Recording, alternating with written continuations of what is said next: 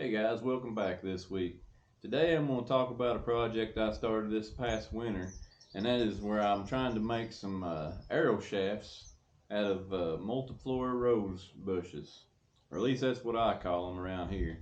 Um, some people I believe call them wild rose. I'm not sure exactly what the scientific name is, but I cut these shafts back in, I believe, January during the winter months when the brush and the ticks and the chiggers were down, and I put them up, and I'm going to take you along, show you what I looked for while I was out there cutting shafts, and also how I got them ready to be bundled and let dry.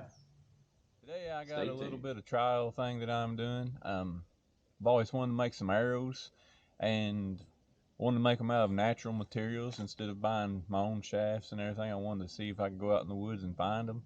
One thing that I have been kind of reading up on is the use of wild rose, or what I call in my area is multiflora rose briars. And I was out walking today and I found some here, and I wanted to show you what I was looking at. Okay, as you can see right here, we have a multiflora rose bush, and you can see that there's various sizes of shoots coming off at the base there. And we're going to try to get the straightest that we can find. And these tend to do a lot of shrinking from what I read. I really don't know. I don't have a whole lot of experience with it, but we're going to try to get some as big as we can, and then we'll get various sizes. The trick that I've been told is that when you harvest these, you want to harvest as many as you can, because I guess there's quite a variance in it, as with anything when you're dealing with natural materials. So I've got a pair of hand-wheel pruners, and I'm going to cut a few shoots, and I will take my pocket knife and I will cut the thorns off of them and bundle them together, and I'll hand straighten them each day. But from what I've understood, you want to leave the green coating on the outside for a few days until they get some of the moisture out of them, because if you peel it off initially, they will tend to do a lot of splitting. So with that being said, I will tell you that I like to do this in the wintertime because there's less weeds and ticks and chiggers. And then also, I always try to wear a heavy coat because these things they got a lot of thorns on them and they will cut you up.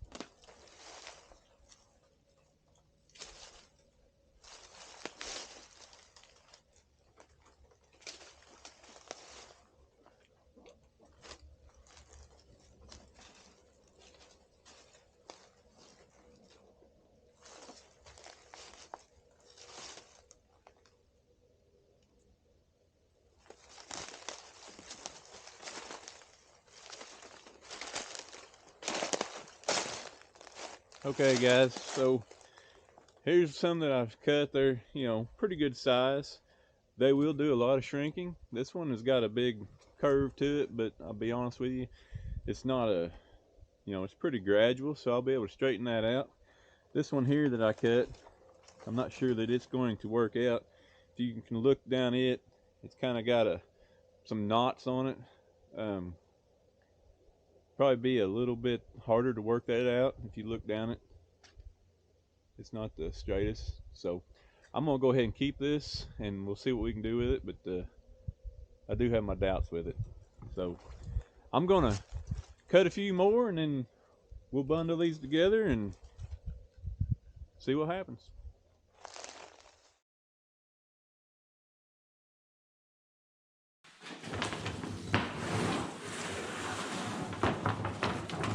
Alright, so now I've got these kind of rough straightened. So I'm getting ready to bundle them together. I mean, this is the first time that I've bundled them together, so they are nowhere near straight. But I'm going to try to, as I bundle them, I'm going to try to get them to lay and kind of nest together so they will be a little bit straighter than they are right now. I'll just take this electrical tape. I grab it right here at the end where most of them are. I'm gonna wrap it pretty tight. And then I'll just start kind of holding it with my hand here. And I'll just start wrapping that electrical tape down through here. And I'll just keep working these shafts, try to get them to nest good together. And it'll straighten them out quite a bit. They won't be perfect, but they'll be a lot better than they were. So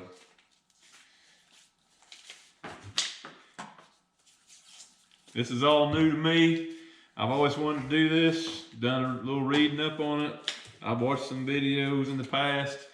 I haven't been able to find a whole lot on this.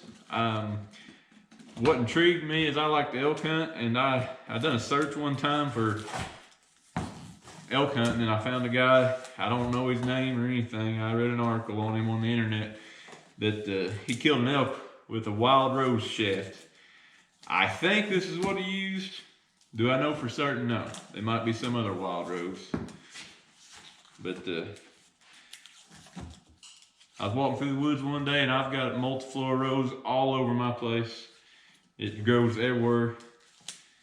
It's an invasive species, and I thought, man, that looks like arrow shaft. So here we go. We're gonna see what we can do with it. All right, so you can see that is a whole lot better than what we started off with. It's still got a bow to it. We'll work that out of it as they dry.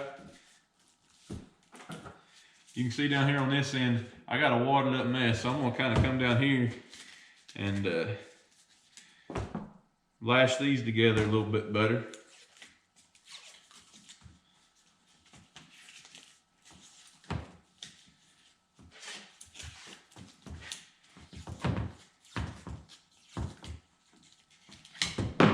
All right, so that's step one of making wild rose arrows.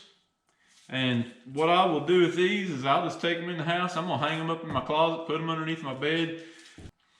And then as they dry, I'll get them out every few days and hand straighten them. And then when the time comes, we'll make arrows out of them. All right, guys, thanks for tuning in this week. I hope you learned a little something. Like I said, this is my first time doing this, so I'm gonna probably learn a lot along the way as well. Next week, I'll show you how I take this shaft and turn it into an arrow. We'll see you next time on Perry Frey's Outdoors.